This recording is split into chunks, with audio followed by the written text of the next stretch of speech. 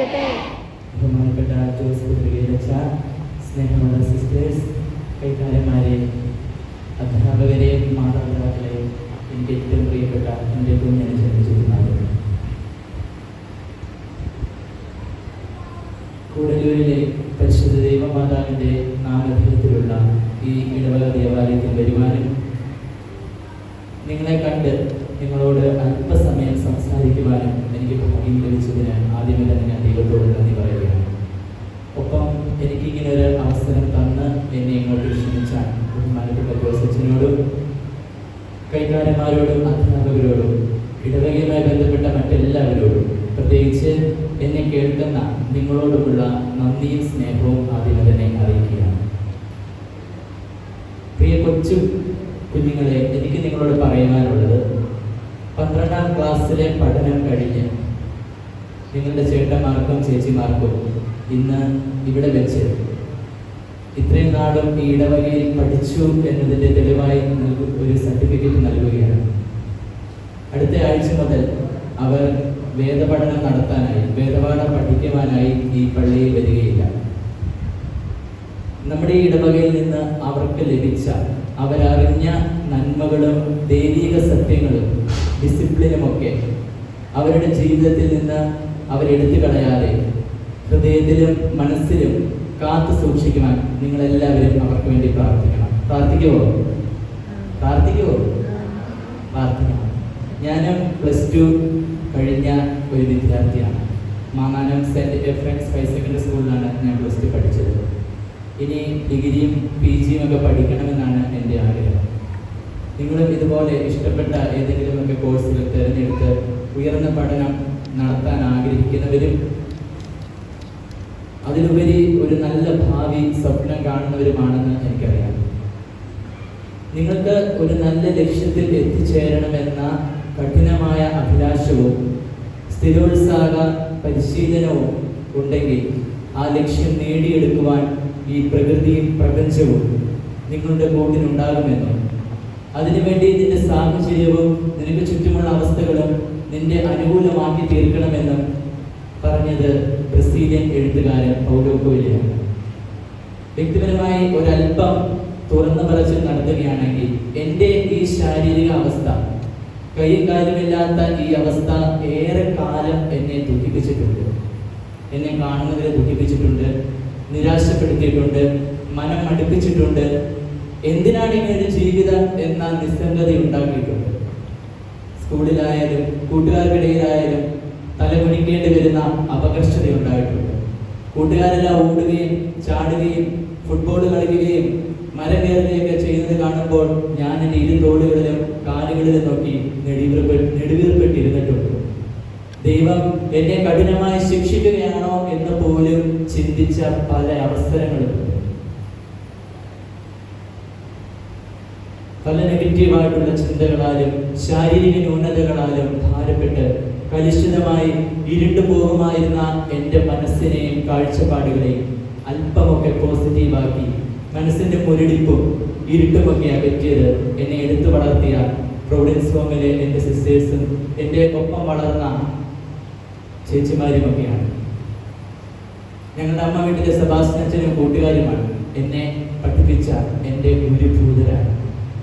ഞാൻ വായിച്ച ബൈബിളിലെ വേദവാക്യങ്ങളാണ്, വായിച്ച ചില ഗ്രന്ഥങ്ങളാണ്. ഒരുപാട് പേരുടെ ഔദാര്യമാണ് എൻ്റെ ഈ ജീവിതം. ഒരുപക്ഷെ പ്രയോജനരഹിതമായി ആർക്കും വേണ്ടാത്ത വിധം ഉപയോഗിക്കാമായിരുന്ന 100% അംഗവൈകല്യമുള്ള എൻ്റെ ഈ ജന്മം ഇന്ന് അഭിമാനത്തോടെ നിങ്ങളുടെ മുൻപിൽ ഇരുന്ന് ഞാൻ ഈ പ്രസംഗം പറയണമെങ്കിൽ, എന്നെ സ്നേഹിച്ച, എന്നെ വിട്ടുകളയാതെ സ്നേഹിച്ച മനുഷ്യരുടെ ഹൃദയങ്ങളിലെ ദൈവിക ഭാവം എനിക്ക് ചുറ്റും നിന്ന് എന്നെ പരിചരിച്ചതുകൊണ്ടാണ്. എല്ലാവരോടും വീട്ടാനാകാത്ത വിധം കടപ്പെട്ടിരിക്കുകയാണ്. നിങ്ങളോടും ഈ ഇടവക സമൂഹത്തോടും ഞാൻ അങ്ങേയറ്റം കടപ്പെട്ടിരിക്കുകയാണ്. എനിക്ക് നിങ്ങളോട് പറയുവാനുള്ള ഒരേ ഒരു കാര്യമേ ഉള്ളൂ: സൗഹൃദം ഉണ്ടാക്കിയെടുക്കുക. നല്ലൊരു സുഹൃത്ത് നിങ്ങൾക്കുണ്ടാകണം. എല്ലാവർക്കും നല്ലൊരു സുഹൃത്തും സൗഹൃദ ബന്ധങ്ങളും ഉണ്ട് എന്ന് തന്നെ എനിക്ക് ഉറപ്പാണ്. എനിക്ക് ചെറുപ്പം മുതലേ ഒരു കൂട്ടുകാരനുണ്ടായിരുന്നു. പേര് ഉമേഷ് സമർപ്പിതനാണ്. അവന് പൊക്കം കുറഞ്ഞവനായിരുന്നു. അവൻ ജനിച്ചപ്പോൾ അവൻ്റെ മാതാപിതാക്കൾ അവനെ അമ്മത്തൊട്ടിലിൽ ഉപേക്ഷിച്ച് കടന്നു കളഞ്ഞതാണ്. ഞങ്ങൾ ഒരുമിച്ചാണ് വളർന്നത്. അമ്മ വീട്ടിൽ വരുന്നതിന് മുമ്പ് എനിക്ക് വേണ്ട എല്ലാ സഹായവും ചെയ്തു തന്നിരുന്നത് അവനാണ്. നട്ടെല്ല് ചുരുങ്ങൽ എന്ന രോഗബാധിതനായിരുന്നു. കോട്ടയത്ത് SH മൗണ്ട് ഹയർ സെക്കൻഡറി സ്കൂളിൽ +2 പഠിക്കുകയായിരുന്നു. ഈ കഴിഞ്ഞ ഫെബ്രുവരി മാസം ഞങ്ങളെല്ലാവരെയും ദുഃഖത്തിലാഴ്ത്തിക്കൊണ്ട് അവൻ ഈ ലോകത്തോട് വിട പറയുകയുണ്ടായിരുന്നു. സൗഹൃദം എന്ന സൗരഭ്യം എന്നിലേക്ക് പ്രസരിപ്പിച്ചവരാണ് അവൻ. ഞാൻ ചെറിയ ക്ലാസ്സിൽ പഠിച്ചുകൊണ്ടിരിക്കുമ്പോൾ ഒരു ദിവസം ഞങ്ങളുടെ ക്ലാസ്സിൽ നിന്ന് ഒരു പിക്നിക്ക് പോകുവാൻ അവസരമുണ്ടായി. ഞങ്ങളും 3-4 പേരും കൂടെ ഒരു ജീപ്പിനാണ് പോയിക്കൊണ്ടിരുന്നത്. അപ്പോൾ സ്ഥലം എത്തിയപ്പോൾ അധ്യാപകൻ്റെ കൂടെ ബാക്കി കൂട്ടുകാരെല്ലാം ഇറങ്ങി. അപ്പം എന്നോട് അധ്യാപകൻ പറഞ്ഞു, അവിടെ പാറയും ഒക്കെയാണ്, അപ്പം എനിക്ക് പോകാൻ പറ്റാത്തത് പറഞ്ഞു, കുറച്ച് നേരം വണ്ടിയിൽ ഇരിക്കാമോ എന്ന് ചോദിച്ചു. ഞാൻ പറഞ്ഞു ഇരിക്കാമെന്ന് പറഞ്ഞു. പക്ഷെ ഞാൻ നോക്കിയപ്പോൾ എൻ്റെ അടുത്ത് ഈ സമർപ്പിതം ഉണ്ടായിരുന്നു. പറഞ്ഞു നീ പോയി കണ്ടോ എന്ന് പറഞ്ഞപ്പോൾ അവൻ പറഞ്ഞു, നിനക്ക് വരാൻ പറ്റില്ലല്ലോ, ഞാനും പോകുന്നില്ല. ഏതൊരു മനോഹര കാഴ്ചയും ഒരു കുഞ്ഞു ഹൃദയത്തിൽ അത് ആസ്വദിക്കാനുള്ള ആ പ്രായത്തിൽ അവൻ അങ്ങനെ പറഞ്ഞത് എന്നെയും അത്ഭുതപ്പെടുത്തിയിട്ടുണ്ട്. അധ്യാപകരും കൂട്ടുകാരും ഞാൻ ഉൾപ്പെടെ പലതവണ നിർബന്ധിച്ചെങ്കിലും അവൻ പോകാൻ കൂട്ടാക്കിയില്ല. ഞാൻ പറഞ്ഞു വരുന്നത് ഇത്രയേ ഉള്ളൂ. സൗഹൃദം എന്നത് ഒരുമിച്ചിരുന്നുള്ള മദ്യപാനമല്ല, കഞ്ചാവടിയല്ല, ഇന്റർനെറ്റിന്റെ ദുരുപയോഗമല്ല, തെറ്റായ പ്രേമബന്ധമല്ല, ഉപയോഗം കഴിഞ്ഞ് ഉപേക്ഷിച്ചു പോകുന്ന പ്രേമവുമല്ല. നിങ്ങളിൽ ചിലർക്കൊക്കെ നിങ്ങളുടെ മാതാപിതാക്കളെക്കാൾ വലുത് നിങ്ങളുടെ സുഹൃത്തുക്കളായിരിക്കും. ഒരിക്കലും ആകരുത്.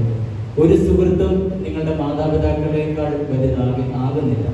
നിങ്ങൾ നിങ്ങളുടെ അപ്പനോടും അമ്മയോടും വഴക്കിടാറുണ്ട്, കലഹിക്കാറുണ്ട്, ഒന്നും അറിയാത്തവരെന്ന് അവരെ വിധിക്കാറുണ്ട്. അങ്ങനെ ഒരിക്കലും ചെയ്യരുത്. എന്നെ സംബന്ധിച്ചിടത്തോളം ഏറ്റവും ഭാഗ്യം ചെന്ന ഒരു കാര്യം നിങ്ങളുടെ മാതാപിതാക്കളുടെ കൂടെ നിങ്ങൾക്ക് താമസിക്കാൻ പറ്റുന്നു എന്നുള്ളതാണ്. തെള്ളകത്തുള്ള ഞങ്ങളുടെ അമ്മ വീട്ടിൽ എല്ലാ വ്യാഴാഴ്ചയും ആരാധന അരമണിക്കൂർ നടത്താറുണ്ട്. അപ്പോൾ അച്ഛൻ എല്ലാ ആരാധനയിലും തന്നെ മൈക്കിൽ കൂടെ പറയും, ദൈവം നിങ്ങളെ സ്നേഹിക്കുന്നു എന്ന്. എന്നെ ഏത് ദൈവമാണ് സ്നേഹിക്കുന്നതെന്ന് ആദ്യമൊക്കെ ഞാൻ ചിന്തിക്കുമായിരുന്നു. ദൈവം സ്നേഹിക്കുന്നുണ്ടെങ്കിൽ ദൈവം എങ്ങനെ എന്നെ ഇങ്ങനെ സൃഷ്ടിച്ചു, എനിക്ക് കൈയും കാലം തരത്തില്ലായിരുന്നോ എന്നൊക്കെ ചിന്തിക്കുകയും അങ്ങനെ ആരും വിചാരിക്കാത്ത പല ചോദ്യങ്ങൾ ദൈവത്തോട് ഞാൻ ചോദിച്ചിട്ടുണ്ട്. പ്രിയമുള്ളവരെ, പക്ഷെ ഇപ്പം എനിക്ക് മനസ്സിലായി ദൈവം എന്നെ സ്നേഹിക്കുന്നുണ്ട്. എനിക്ക് കൈകളും കാലുകളും അവൻ തന്നിട്ടില്ലെങ്കിലും മറ്റനവധി അനുഗ്രഹങ്ങളും നന്മകളും എന്നിലൂടെ ദൈവം തമ്പുരാൻ ചെയ്യിക്കുന്നുണ്ട്. ഈ വിശ്വാസ പരിശീലനം പൂർത്തിയാക്കിയ പ്രിയ കൂട്ടുകാരെ, നിങ്ങൾ പഠിച്ച വിശ്വാസം ഇനി മുതൽ നിങ്ങൾ ജീവിതത്തിൽ പരിശീലിക്കണം.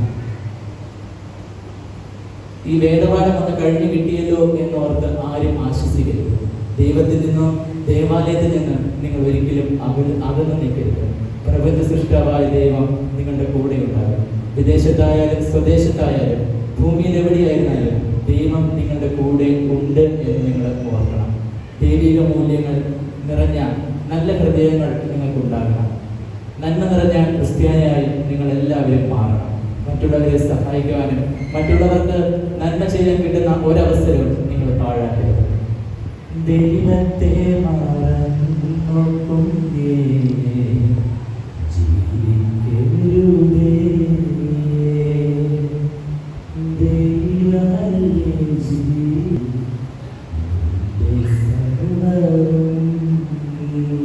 അറിയാവുന്നവരെല്ലാം ചേർന്ന് പാടിക്കും.